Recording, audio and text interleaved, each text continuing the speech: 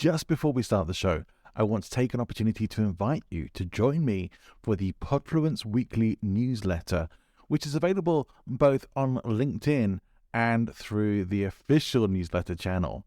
Now, if you are on LinkedIn and it's easier for you to follow there, then please just click on the link in the show notes, which will take you straight to Podfluence on LinkedIn, where you can subscribe for free and get weekly updates on Podfluence articles as well as episodes.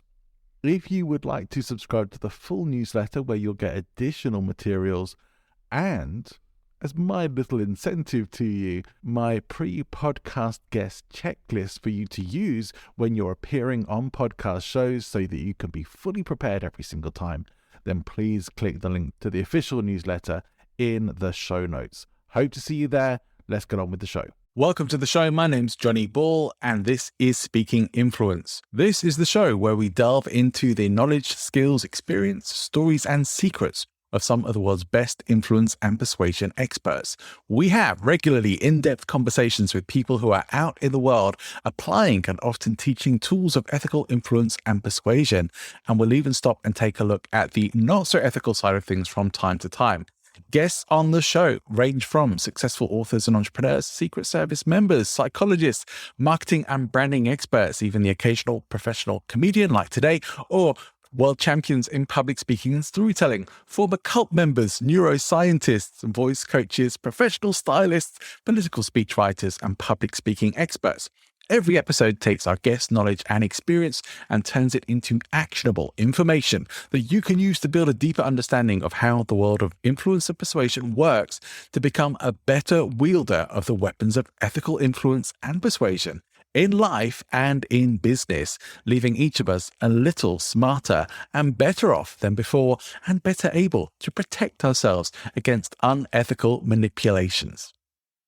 My guest today is an expert in the art of comedy. He's known for being a clean comedian as well, because it takes a lot of work to be clean in your stand-up comedy, as Shaun will be explaining to us.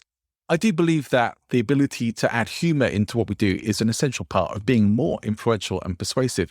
It may not be for everybody. Not everybody has the confidence for humor, and some people may be feeling that they don't have enough of a sense of humor. In that case, then this may not be the show for you. You might prefer my next show, which is going to be with the amazing Kurian Tharakan, who's going to be talking about storytelling, and that's going to be incredible. But in this show, we're really talking about how you can add some humor into your presentations, into your time with your friends in your social life, just to be a bit more humorous in life, and maybe even just find the funnier side in life for yourself. Find the funny in things that aren't necessarily inherently funny is a good skill to have and a good way to reframe life. There's a reason why we like people who can help us laugh at things in the world and in our lives, and the ridiculousness of the everyday things which we sometimes do just need to be able to laugh about. Laughter relieves stress. Laughter connects people. It makes us feel like we're sharing an experience. Laughter makes the people who make us laugh more likable, more trustworthy. And trust is a critical part of rapport, which is essential in influence and persuasion, which is why we should not ignore it as a skill in the influence and persuasion world. So I hope you'll enjoy this episode with Shaun Eli. And do go and check out his website as well. As Shaun says a bit later on, this isn't so much an episode that's full of jokes. So if you actually want to see Shaun in action, go and visit his website, brainchampagne.com. You'll find the link in the show notes. And whilst you're there, make sure you subscribe as well. Enjoy the show. Welcome to Speaking Influence, the show that explores the psychology and application of ethical influence and persuasion in life and business with persuasive presentations and podcasting coach, Johnny Ball. If you have an online business you need to work on list building, the easiest way to get started for free is ConvertKit. It's recommended by industry pros like Pat Flynn, Chris Ducker, and our very own Johnny Ball. Click the link in the show notes and start building your list today. Welcome to the show, and we're really lucky today to be able to carry on a theme that we've had on some previous shows where we've been able to speak to humorous speakers and professional comedians. We have a professional comedian with us today, and he is known for being a clean professional comedian, which I think is very important in certain environments if you want to be able to work anywhere. So his name is Shaun Eli. Please welcome to Speaking of Influence, Shaun Eli. Thank you. I thought I was known as the pretty, beautiful, stunningly good-looking comedian, but I'll take clean. I saw that somewhere else, but I thought it was a bit of a mouthful for introducing you on the show today. Okay. So welcome to the show, Shaun. And I've had a really nice chat with you before. And you are not just a clean comedian, you also build as a corporate comedian. I'd like to start off, before we get into why you are a clean and corporate comedian, how you even got into comedy in the first place. Were you always funny? Did you find that it was naturally drawn to you, or was it something that you wanted to develop for yourself? I think most people start out funny. If you look at kids playing, they're laughing all the time. And it may be stupid stuff, but they say and do things that make each other laugh. And I think what happens is as you get older and you go to school and you try to make people laugh, they tell you to shut up. So people get not their sense of humor, but their willingness to display it kind of beat out of them a little bit. So they're not looking for punchlines. But some people, and the class clown is a prime example. He gets in a lot of trouble. The kid who's too shy to be the class clown is still sitting there thinking all the funny thoughts. And then when he grows up, he's like, oh, wait, there's an outlet. I can be funny now. So I think most people have a sense of humor. And by that, I don't just mean appreciating jokes, but the ability to create comedy. It's just that it's not a developed muscle in most people. Where did your journey into humor start then, in more of a professional sense? Well, I would say in an amateur sense, in high school, I was put in charge of the high school computer club magazine, and I thought it was much more important to put jokes into it than to put actual stuff into it. And so I always got in the habit of just writing down things that I thought were funny.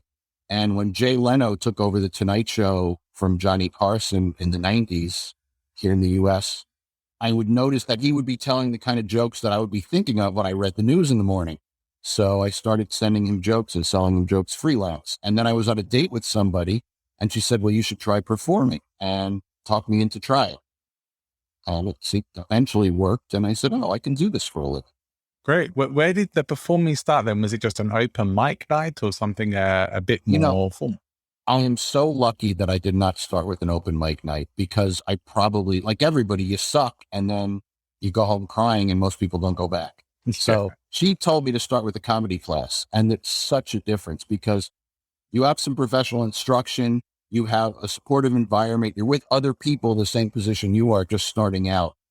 And then when you, after 8 weeks or 7 weeks, you have a performance in a club, it's in front of people who want you to succeed. It's in front of friends and family of everybody in the class. An open mic is the opposite. An open mic is a bunch of comics, at least in New York. There's no audience except for the other comedians, and all they want to do is wait for their 5 minutes. They don't want to listen to anybody else. Right. So that's a very challenging environment. And that brings up an interesting point that not everybody perhaps realizes, because a lot of the audience for this show into public speaking, either professional speakers who are paid as speakers, or professionally in the sense that they do a lot of speaking in their work. And not everyone thinks they can be funny because they don't always realize that you can learn it. You either are or you aren't.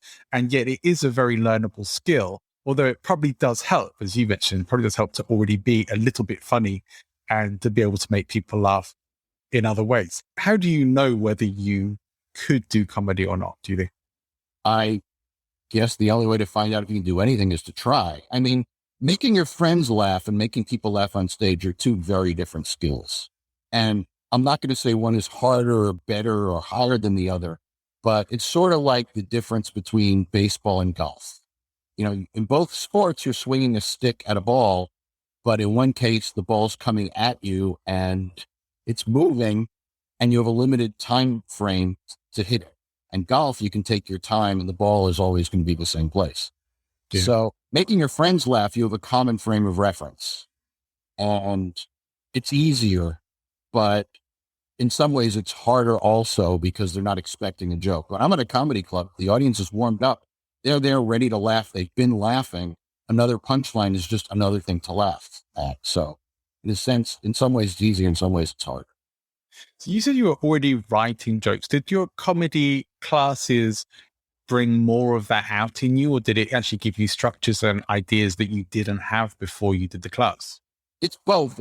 The first lesson the instructor gave us was he said, go home and just write about things that piss you off, and we'll get comedy from there. And I went up to him after class and I said, I understand this is how you do things. I haven't been on stage, but I've been writing comedy for a long time. I have a lot of comedy material. Should I just show up with that? He said, no, just do the lesson and see where it goes from there. And I don't know that I used anything that I wrote that pissed me off in my first routine, but it was definitely a writing exercise. Yeah, and for sure. There are writing exercises comics can do to improve their writing. Yeah, definitely. But ranting and raving is a good place to start for sure. And there can be a lot of humor there, right? I mean, comics like Lewis Black, that's that whole act, right? It's ranting and raving about stuff is what they're known for. So you can mine a lot of material there.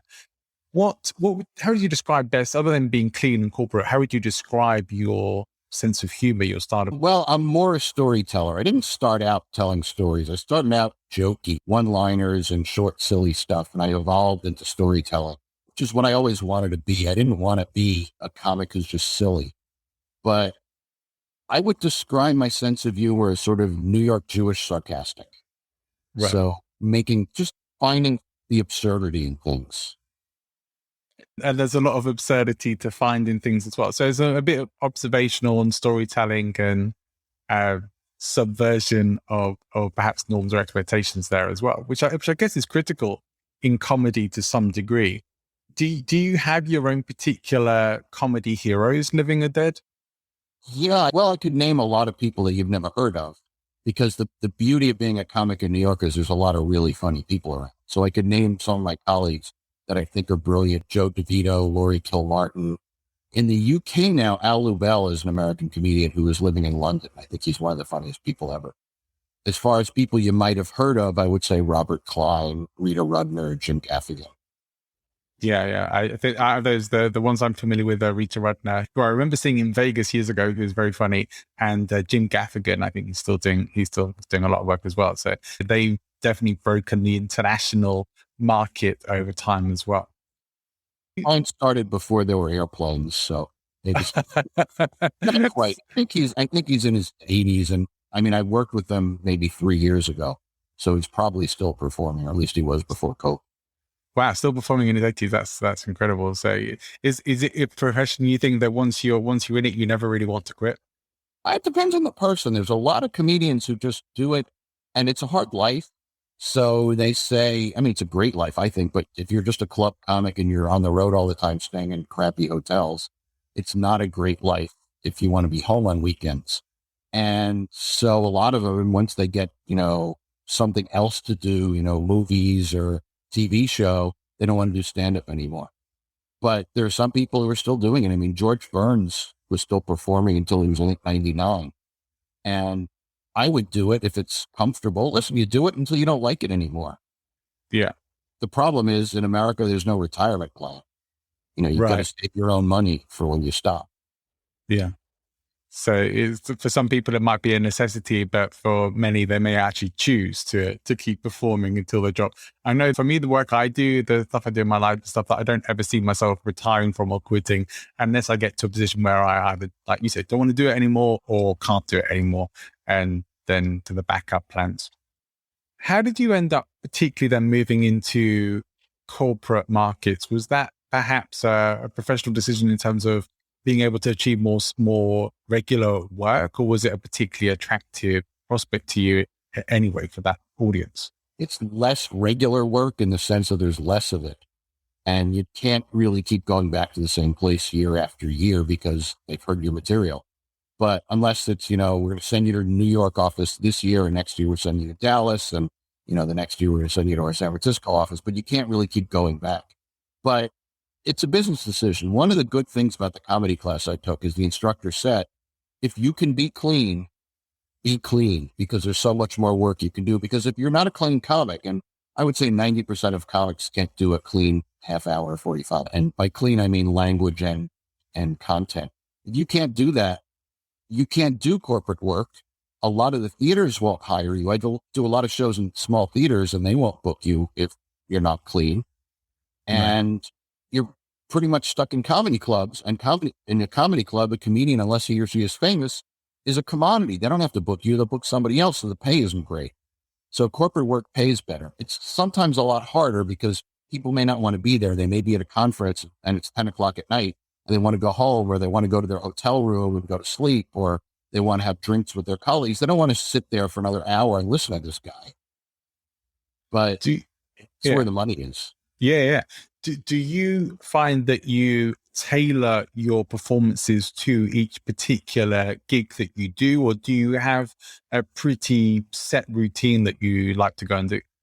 It's a combination of both. So if I'm doing a show for doctors and I have some material about, I have a couple of jokes about the medical profession, that is definitely going into the set that night.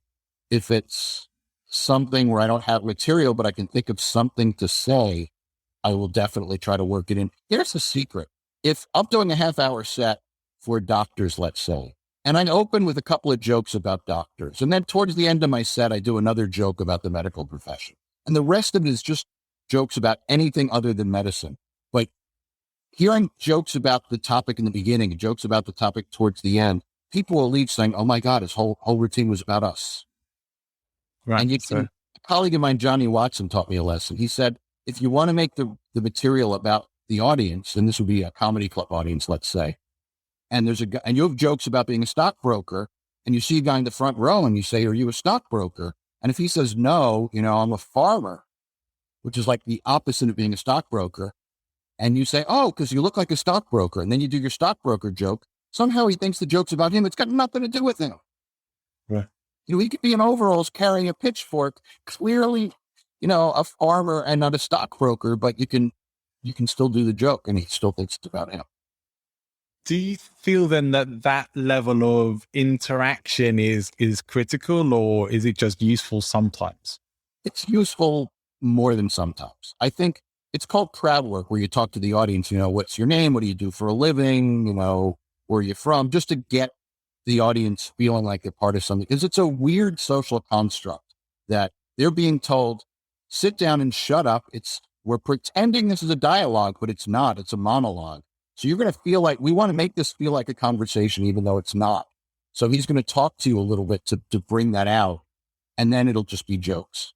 But when I do comedy club work, a lot of times I try to get there early. Even if, let's say, it's 11 o'clock show and my spot's at midnight, I'll try to get there at 11 to see what the MC does, warming up the audience, talking to them, to see what the audience is like. And I can give you a really weird example. So I get there and I get caught traffic and I couldn't be there at a comedy club at the beginning. And I say to the MC, what's the audience like? And he said, oh, they're fine. Off to one side, there's people who do this for a living, and off to that side, there's people, from this area.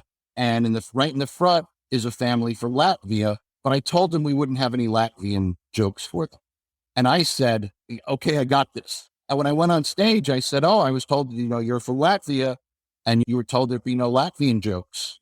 And I speak 3 words of Latvian. And I said, I've got the best joke in Latvian. And I said the 3 words in Latvian, and the family cracked up. And then everybody, of course, said, well, how do you make, what are the odds that you have a comedian who speaks Latvian, knows jokes in Latvian, and there's Latvians in the audience? The fact is, all I really said to them is, horse, cat, thank you. It was so ridiculous that they laughed. So if you can cater it to the audience, it's definitely helpful. And people feel, when it seems spontaneous, it's perceived as funnier. Yeah. So the reason we try to make it sound like it's off the cuff is it works better. And if it's absolutely, truly off the cuff, that's even better. I think this is one of those things that is just as true for public speaking as for comedy, that audience connection. Yeah. How do you feel that you go about, other than the interaction parts that you just mentioned, how do you establish connection with your audience? I don't know that I am really good at establishing a connection, other than it's a shared experience that we're all laughing at the same thing. So a lot of it is the audience's connection with each other. Because if you're a farmer in the front from Iowa and the guy in the back is a stockbroker from New York and you have nothing in common, you now have one thing in common. You're laughing at the same materials. The audience feels like they're part of something and they have a kinship. As far as my relationship with the audience, I just do the best I can to make them like me. It's a lot of it is about being likable. There are comics who aren't likable and make it work, but I think it's a lot easier if they like you. Right. And certainly as a professional speaker, it's definitely a lot easier if your audience likes you. Otherwise, If you're a professional speaker, presumably they're there to hear what you have to say. I had a professional speaker say to me, "My God, your job is so much harder than mine because you have to make people laugh." And I said, "Your job is so much harder than mine. You have to be interesting. I don't have to be interested. I just have to be funny." So it's, what are your skills?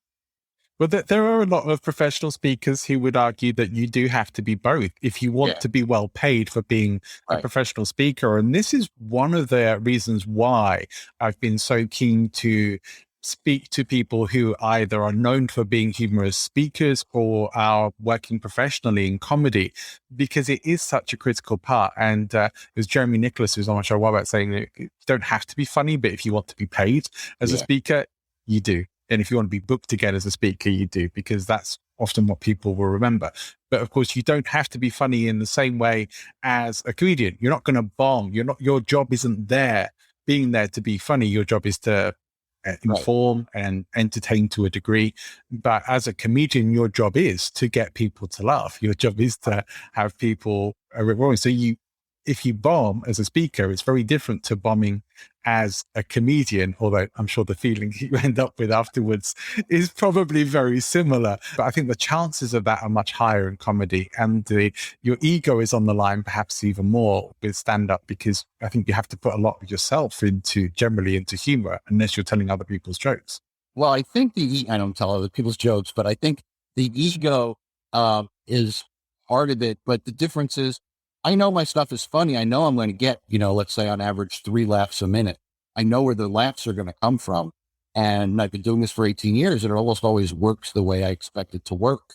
So, and a professional speaker who has 4 or 5 jokes scattered through his half-hour talk pretty much knows the same thing and may not be as good at telling the jokes as I am because, I'm getting a lot more laughs. And that's my main focus. The speaker's main focus is his content. My only focus is comedy. But I think in either case, we're going to be fine. Yeah. The professional speaker, let's put it this way. If the professional speaker doesn't get the laughs he wants, he may still succeed. People may leave and they may not focus on the fact that jokes didn't work, but they're going to say, wow, I learned so much, or or she had such an interesting story to tell. I mean, if you watch a dramatic movie, there's a few things to laugh at. Almost every movie has something to laugh at, somewhere in the movie. So, comedy is scattered through everything. Yeah, I mean, even in Shakespearean plays, you will find comic relief, and it's an important part. And it actually, in many ways, even if you have a serious subject, the contrast of humor and seriousness can actually really help to emphasize and strengthen any points that you're making. It's what can call even in storytelling, it's like a real emotional slam when you go from one emotion to another that is very much at the other end of the spectrum. So it can be a very powerful tool. I wonder for you, what have been some of your highest and lowest points in comedy? Lowest is anytime a show doesn't go well, I think is terrible. And it's been, I don't want to jinx it. It's been a long time since I've had it bad. As you get better, you learn the techniques to deal with. And here's the thing. When you start out in comedy, when a show isn't going well, all of your instincts are raw and you do things that make it worse instead of better. So if the audience isn't responding, the tendency is to withdraw, to step back and be shy and less forceful, and then rush through your material. It's instinctual to rush through your material just because you want to get it over with as fast as possible. And that's absolutely the wrong thing. You eventually learn if things aren't going well, you step forward, you be bolder and more forceful and more energetic, and also slow down. Chris Rock once said, if you think you're going too slowly, slow down. Because almost every comedian, even the professionals who've been doing it a long time, talk too fast. Yeah. And so that's what you do if things aren't going well. But it's been a while since I've had, a bad show. As far as high points, actually one of the most amazing high points of my career was about 2 weeks ago.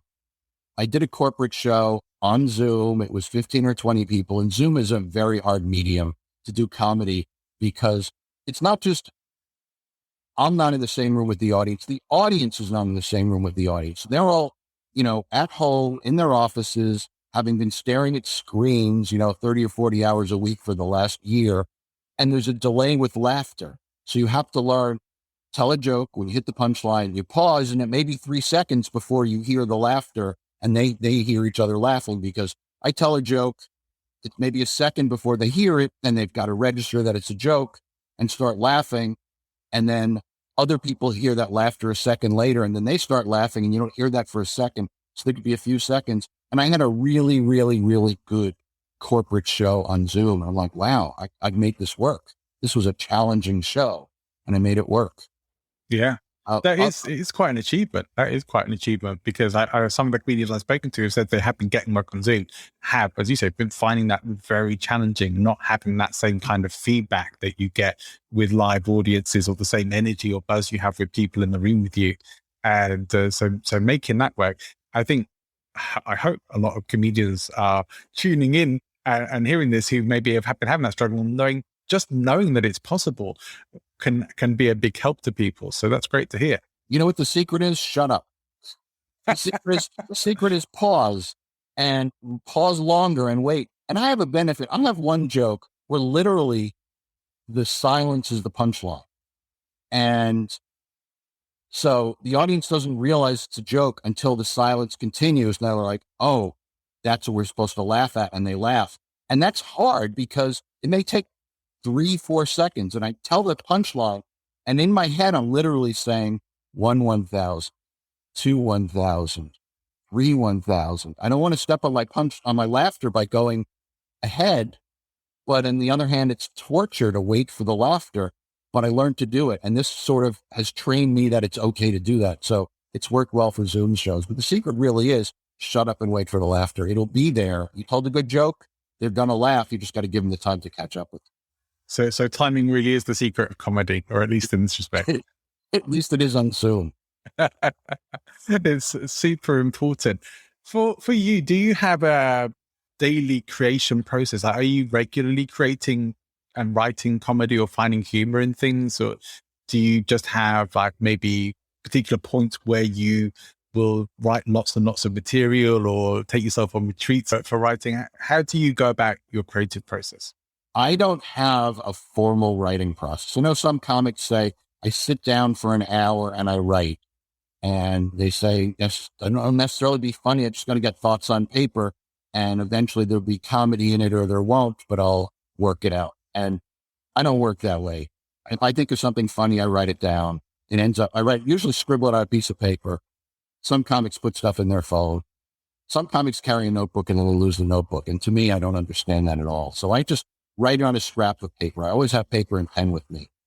I write it down and I type it into my computer, and I back up my computer. And sometimes an idea could sit in the computer for 5 years before I develop it. Sometimes I think of something, I have a dream and I wake up and I'm like, oh my God, there's jokes there. So yeah. I have a routine. I haven't done it since COVID started, because it's about a Chinese wedding.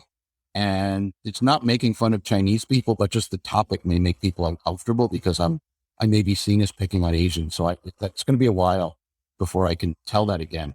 But what I did is and this wedding was 20 years ago. And I woke up in the middle of the night thinking, oh, if I change these few details, then I've got a story that's funny. And there was nothing funny about the wedding, but I changed some details, and now it's a story, and it's about 10 minutes long. So it's a big bit of comedy material that just came from waking up in the middle of the night. And that happens to me more often than I would expect. But do you think it is something that you train yourself into a particular, I think, like the more you think along those paths, the easier it gets to think in those sorts of ways, and that you spot humor more, or you spot the opportunities for it more? Oh, absolutely. You're looking for, comedy is about breaking patterns. It's really misdirection and surprise. So you're looking for a joke. Somebody says something and you think, oh, I could switch this around. I had a boss when I was a banker, when I was writing comedy, but before I started performing, and he said, I can see the gears in your head turning when I say something like you're looking for something funny to reply. And I think that's part of it. We see something and we want to change it and make it funny. Yeah. So definitely a way of thinking. I've been doing a comedy program with a lady called Judy Carter. You may Oh or yeah, may I not know. have heard. Yeah. Sure. So working through her new comedy Bible book, which has a great workbook with it as well. I've been working with a comedy buddy, and we've It's been over there. You can't see it because it's that side of that shelf, but right. it's there. Yeah. I have all e-versions, so you can't even see it on my shelf. It's all downloaded. But I've been finding it very good. I've been doing daily writing and daily going through some of these exercises and practicing my comedy buddy once a week to do things like rants and raves and act outs and stuff like that. And been finding definitely do start to think more in those sorts of ways, or start to notice more of the funnier things, or finding even humor in things that I didn't think were funny before, and seeing that there could be a humorous perspective to that. It's just very interesting to get all this stuff out there and out of my head. And I'm finding for myself that doing a daily writing process is working very well for me, and probably a good way to keep going. But also the perhaps downside of that is there's so much there. It's a lot to wade through to try and find those little nuggets that have been coming out in daily writing. So I know that at some point I'm going to have to transcribe all of that. So that's going to be an interesting process. Well, I mean, my process is if I see something weird, a joke may pop into my head. I was going to a gig in Pennsylvania a couple of years ago, and I passed up, a few miles from the gig on the main street. I passed a tattoo parlor, and the name of the tattoo parlor was Tattoos, Tattooz. And that's clearly not how you spell tattoos. So when I got to the gig, I said, and one of my favorite things is if I think of something on the way to a gig, I'm so energetic and ready to try out the new joke that I open with the new joke, which is, by the way, a terrible, stupid thing to do for a comedian because you don't know if it's going to work. But just the energy of my enthusiasm usually sells it. And I said, and they, it was in their town. They all knew it. I said, I saw your tattoo parlor, Tattoos with the Z, or Z, as we would say in this country. And I said, I went in, and I know you're thinking, Shaun, it's a stupid idea to get a tattoo from somebody you can't spell, but it's fine because I paid them with counterfeit money. I paid them with a stack of $12 bills. So, I just thought of something stupid to make fun of on the way to the gig. And yeah. That's, when I see Tattoos with the Z, my brain is thinking there's got to be a punchline here somewhere. It's interesting you said it was your enthusiasm that carries you through. And I'd like to sort of touch on that aspect because I think it's really important in presentations, comedy or otherwise, attitude, confidence, like the criticalness of that. And that very often is where people go wrong, that lacking the confidence in doing these things is often what makes them fall flat.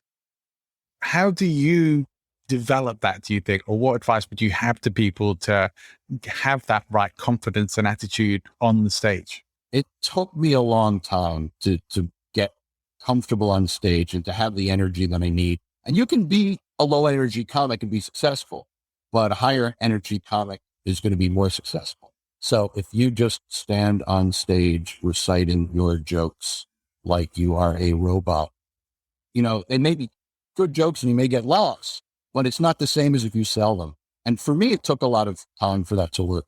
I've worked with new comics who naturally have confidence or trained actors, and they know how to sell a joke. And a lot of times they get laughs just because they're good at selling the joke, but there's not much of a joke there.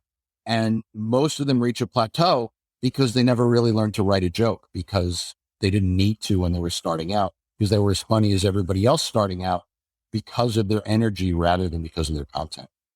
Yeah. So a lot more of the physical kind of comedy, which I maybe have to say is not perhaps my favorite personally, well, not my favorite kind of comedy. I think I prefer things that are a little bit more, maybe more standard comedy, but definitely more intelligent comedy. Yeah. I don't mean more cerebral. Like energetic. I don't mean physical comedy like slapstick, like falling down. I just mean guys who really know how to sell a joke. And there's I don't want to put Chris Rock in this category because his jokes are strong, but the way Chris Rock performs, he's a preacher.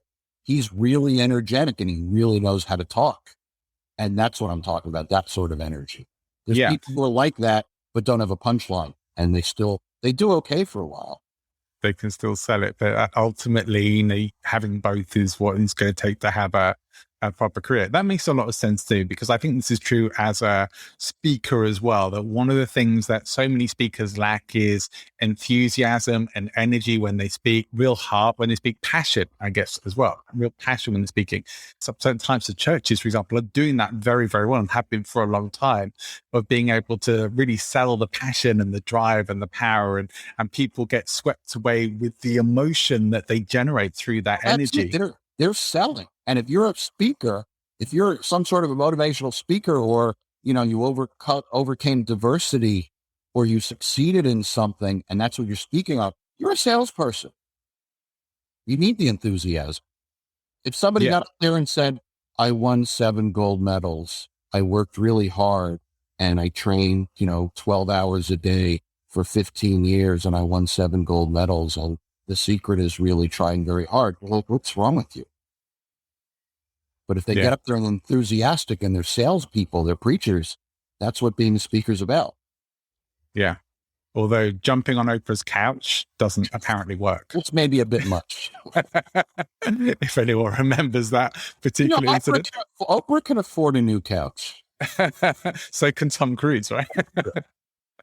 But so let's get a bit further into how you could help other people maybe be a bit funnier, or start down the path of adding some humor into their presentations, or maybe even trying out some stand-up. Well, I would say to all professional speakers who want to be funnier, hire me to write some jokes for your talk. So that is one way you can be funnier. Another way is just, you described Judy Carter's book, or plenty of writing exercises. You do writing exercises. I think it trains you to learn how to get better at creating content. And especially, I would also say, if you're a motivational speaker or a professional speaker in any regard, when you're on stage, you're the authority and people are looking up to you. It's okay to be self-deprecating. That will humanize you. If you're, somebody who's achieved great success, and you start out by telling a story of how you failed, then they feel like, oh, I can succeed because this guy screwed up and he still succeeded. Yeah. If you get up there and you say, I was born great and I trained and I won the 7 gold medals, they're like, well, I can't do that because he was born great. But if he gets up there and, says, hi, I'm Michael Jordan and I was cut from my high school junior varsity basketball team, they're like, wait a minute, Michael Jordan was cut from the second team? Then they're going to listen. Mm. How would your process go then in terms of helping someone else by creating some jokes and material for them? What would you do with them to be able to do that? I think what people would do is generally send me at least part of their talk, or what their expertise is and what they're talking about. And I would see if I can come up with some material. Because a lot of times, like writing late night TV show, American late night TV show monologue material is usually, a joke is 3 sentences. It's the topic and the focus and then the punchline. And the punchline is just misdirection.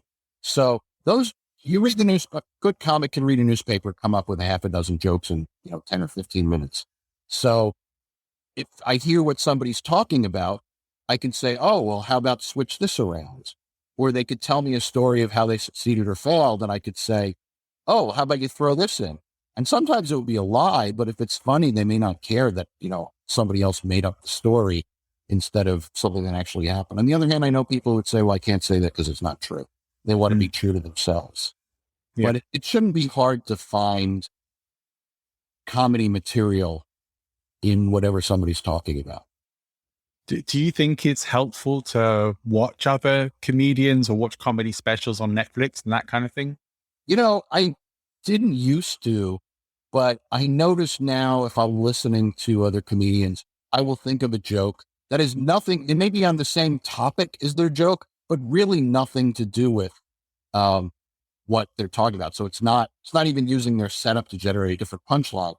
And I can give an example. I was driving to a gig and Gary Goldman was being interviewed. And he wasn't doing stand-up. He was just being interviewed. And Gary Goldman, I don't know if you know him in the UK, is a very funny comedian in America, very successful. And he was talking about depression.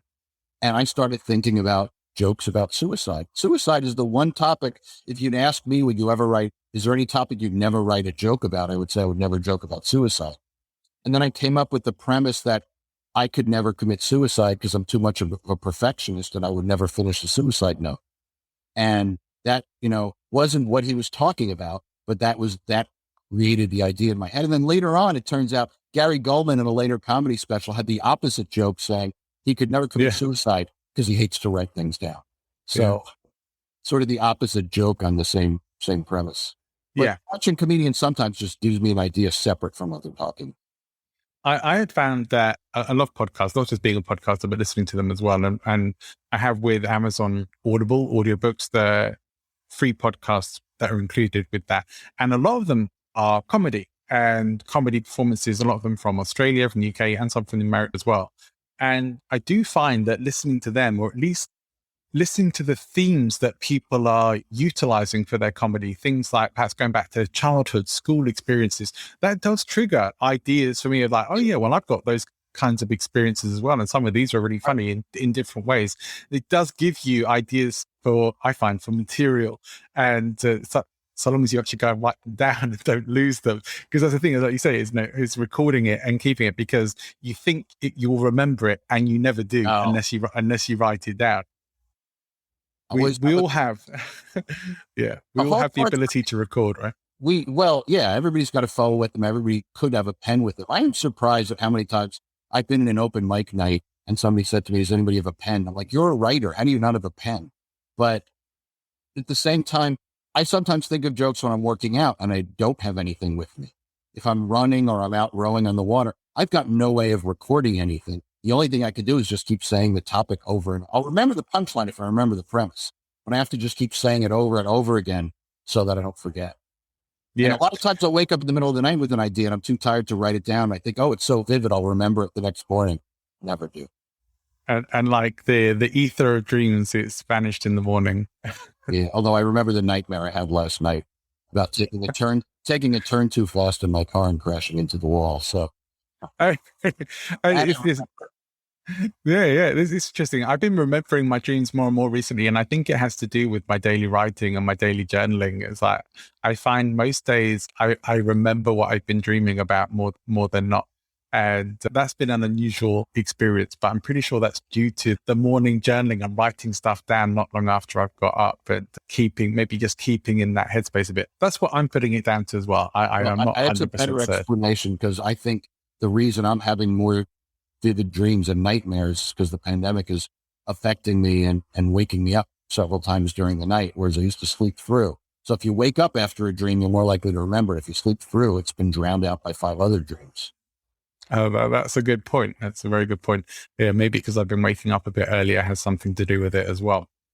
I wonder for yourself, what resources would you recommend to people who are perhaps wanting to be a bit funnier? We've talked about Judy Carter's book, but are there any other resources that you might recommend, or any other books that have been perhaps helpful to you on your journey? There's a lot of, there didn't used to be, but there's a lot of books on how to write stand-up comedy.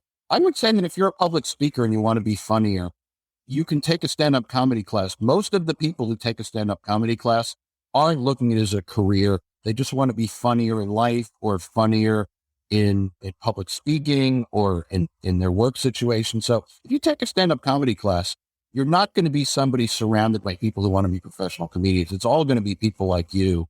And you're going to learn, if the instructor's any good at all, you're going to learn techniques for writing jokes. You're going to have an instructor sit down and say, here's what you need to do. And as a perfect example, if you have a punchline, the punch part of the punchline, the surprise has to come at the end of the sentence.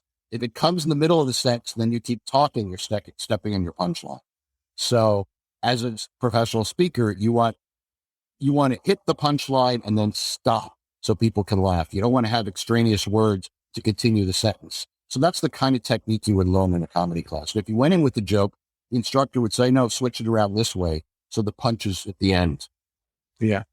It's interesting, because I've had comedians who've been on the show who have said that they would think it's better to just start doing comedy rather than doing comedy classes. And yet quite a lot now who have come on and said they think comedy class is actually a really good idea. And I would say my experience from doing, or maybe not official classes, but doing a comedy program and working through comedy books, it's super helpful. And I would definitely do a live class if I could go do it. But there are some, because so much is online now, there's a lot more available. You don't have to necessarily be on the West Coast of America, where there might be a lot of comedy clubs. And no, in New York, there's probably 20 different comedy classes. I think in most, I can't speak for the UK, but in the US, I would think most medium-sized or bigger cities have a comedy club and they'll have a comedy class. yeah. I know there is one in Barcelona, which is probably the nearest one to me. But there are certainly a few in London as well. And yeah, I'm definitely thinking about following up one of those. So I think that's a great recommendation for people. Like, if you'd like to be, if you don't have to want to be a comedian, but if you want to be funnier, then comedy classes, comic books on stand-up comedy. And I'm sure there's probably like free resources on how to do this as well that you might be able to get started with. Oh, there's tons. Just Google it. When I started out, the internet was pretty new. And I mean, it was around for a few years, but most comedians didn't yet have websites because it was expensive and it's just not something everybody had. And Laurie Kilmartin, an American comedian, had a website where she talked about what her life was like as a road comic. And I would read stories, and that didn't teach me how to write comedy, but it taught me a lot about how the stand-up comedy business worked. Yeah. Yeah, a book is, what, $15, $20. So you can buy a few books and it's not a huge investment of money. And of course there's libraries. It's enough to get started. Yeah. It doesn't always have to be a $2,000 comedy program, although those can be great as well.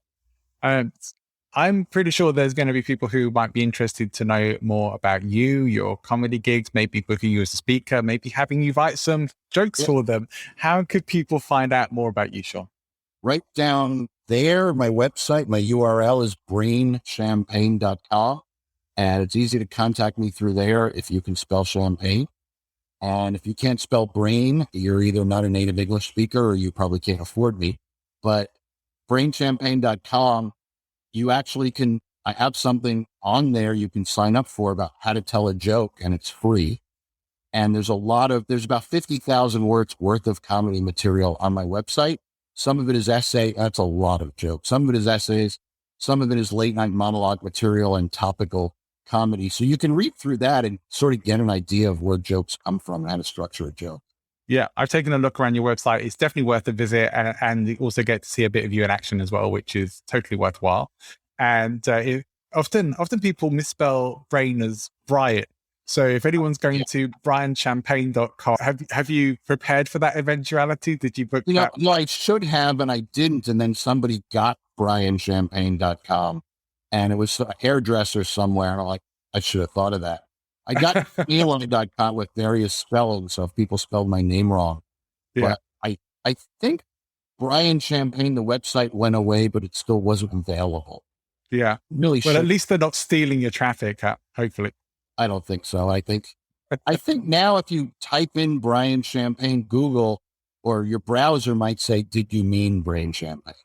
Let's hope so. Let's get the traffic over to you. Are there any particular final words you'd like to leave people with today? Look both ways before you cross the street. Always solid advice. If the utility company that's digging up the street in front of my house is listening, could you please not jackhammer at 7:30 in the morning? I think those are wonderful words to wrap up on today. It amazes me how many people I see nearly getting themselves killed walking into traffic or each other every single day because they're not paying attention. So looking both ways before you cross the road is actually good advice. Because you're from a country where people drive on the other side. I am from that country, but we drive on the same side here in Spain where I live. So we also drive on the right. But yes, you're right. People in the UK, they're definitely driving on the wrong side of the road. Shaun, it's been a real pleasure speaking to you today. Thank you for sharing your wisdom and insights and experience with us as well. It's been really useful. I hope people will come and check out your website and maybe find out more about you and maybe come and work with you a bit and get you writing some jokes for them or book you for a speaking comedy gig for their corporate events. But nonetheless, it's been a real pleasure having you on the show. Thank you for joining me. Thanks. It's been fun. I hope they check out my website because I've been here for 40 minutes and I haven't been very funny. So I hope that will change their opinion of me if they go to my website and see some actual comedy content. There's a lot of humor there, and you will laugh. You will laugh. Go and check out the website. It's much funnier than our conversation today. Shaun Eli, thank you so much. It has been said that dying is easy, comedy is hard. So comedy is a real skill that we can hopefully apply into our lives. And I do think it's a critical skill for influence and persuasion. We tend to like people who can make us laugh. And so being able to add some humor into your social interactions, into your professional interactions, and into your presentations and public speaking is really going to accelerate the process for having people trust and like you, developing that rapport, having relationships, increasing sales.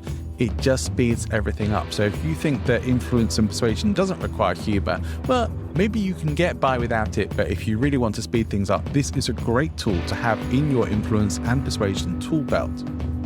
Now, I do encourage you always to make sure that you utilize the tools of influence and persuasion that you may learn in this show only to put good things out into the world. If you are here for any other reason than that, then I hope you will at least come to find that it is far better to be utilizing these things to do good and to make positive change in the world and in people's lives, not just for our own selfish needs. Look, we should definitely get what we want out of the deal as well. Whilst we're helping other people, we get helped as well. We earn money whilst we do that. But please, let's all be ethical influencers and persuaders as we go out into the world. So I hope you found at least one thing from this episode that you can put into practice, whether it's signing up for a comedy course or finding a book on stand-up comedy or watching some stand-up comedy videos to see if you can come up with a few jokes of your own. Find some way to add a bit more humor into your life. Lighten up other people's days and your own in the process. And make sure you don't miss my next episode with the amazing Kurian Tharakan, where we will be talking about storytelling for influence and building even more on these tools of influence and persuasion to turn us into the experts in the psychology and application of influence and persuasion in life and business. Wherever you're doing, wherever you're going, have an amazing day. Go and make great things happen. See you next time.